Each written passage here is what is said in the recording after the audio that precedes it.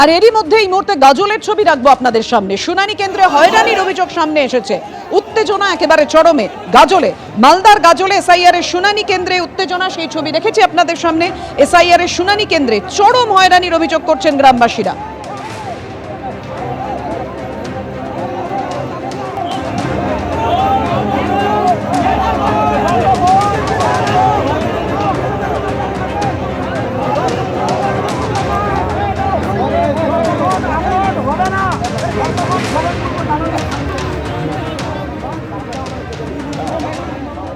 দেশের ইতিহাসে প্রথম কোনো মুখ্যমন্ত্রী সুপ্রিম কোর্টে দাঁড়িয়ে সওয়াল করলেন এবং তিনি বলছেন আমি কোনো দলের হয়ে নয়, রাজ্যের হয়ে সওয়াল করছি, রাজ্যবাসীর জন্য সওয়াল করছি।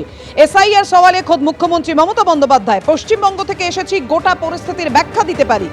এবং নির্বাচন কমিশনকে তিনি হোয়াটসঅ্যাপ কমিশন বলেও আদালতে দাঁড়িয়ে আক্রমণ শানিয়েছেন। মুখ্য নির্বাচন কমিশনারকে দেওয়া চিঠির উল্লেখ করে সওয়াল করেন মুখ্যমন্ত্রী মমতা বন্দ্যোপাধ্যায়।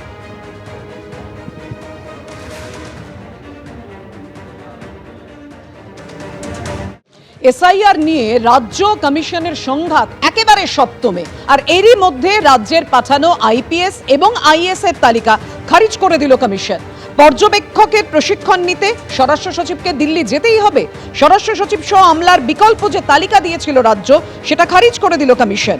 ভিন রাজ্যে পর্যবেক্ষক হিসেবে প্রশিক্ষণের জন্য কমিশন তালিকা দেয়, কমিশনের তালিকার পাল্টা আইএএস আইপিএস এর তালিকা পাঠায় রাজ্য সরকার। রাজ্যের সেই বিকল্প তালিকা খারিজ করে আগের তালিকাই বহাল রাখল কমিশন।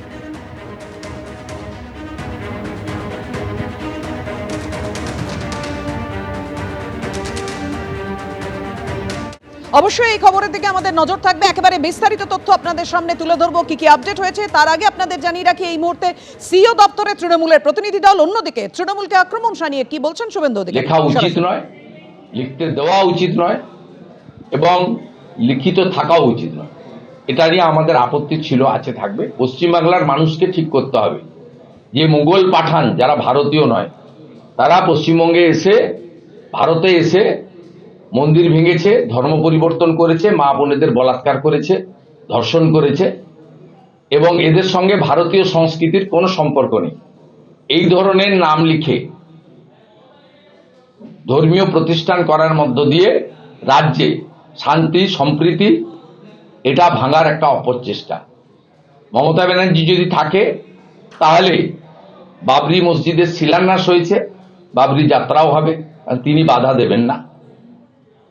তবে অ্যাডমিট কার্ডটা তারা অ্যাডমিট করলো, হ্যাঁ, তারপর আধারের আরেকটা লড়াই ছিল, আর ডোমিসাইল নেবে না, পাট্টা দিয়েছেন বৈধ পাট্টা বাংলার জমি, সেইটা নেবে না।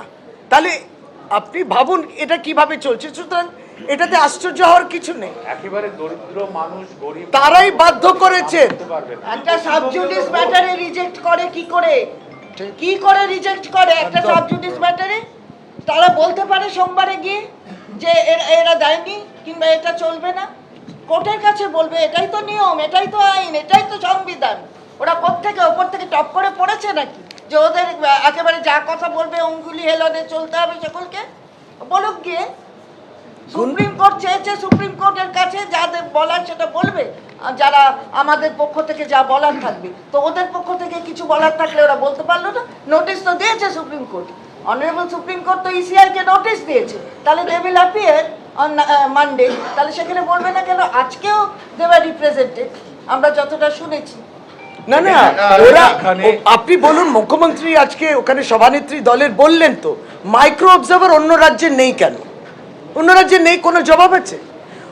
এবং তারা ভাবতেই পারেননি যে মমতা বন্দ্যোপাধ্যায় কি আজকে কোর্টে দাঁড়াবে। তারা একবারই নিজেরা অপ্রস্তুত ছিলেন, আর প্রথম থেকে আরেকটা ডেট দিন, আরেকটা ডেট দিন, জিনিসটা অত্যন্ত আরবিট্রারি এবং হালকাভাবে তারা নিয়েছে। কিন্তু আজকে যখন বলা হয়েছে মাইক্রো অবজার্ভার, এই জবাবটা তো চাইবে, এই জবাব বাংলা চাইবে, অল ইন্ডিয়া তৃণমূল কংগ্রেস চাইবে। কেন অন্য রাজ্যে মাইক্রো অবজার্ভার নেই? এটা আপনি তো বলছেন এটা সাংবিধানিক, তাহলে কেন নেই ওখানে, কেন এখানে?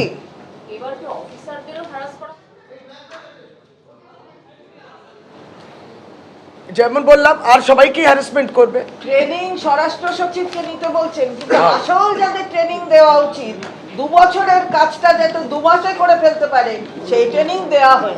এটা উদ্দেশ্য সেটা প্রণোদিত। তো নয়, তার জন্য উদ্দেশ্য প্রণোদিত, তারা এইভাবে কাজটা করছে। ট্রেনিং তো তাড়াহুড়ো করে বাদ দেওয়া। গ্রাউন্ড লেভেলে। এবিপি আনন্দ, এগিয়ে থাকে, এগিয়ে রাখে।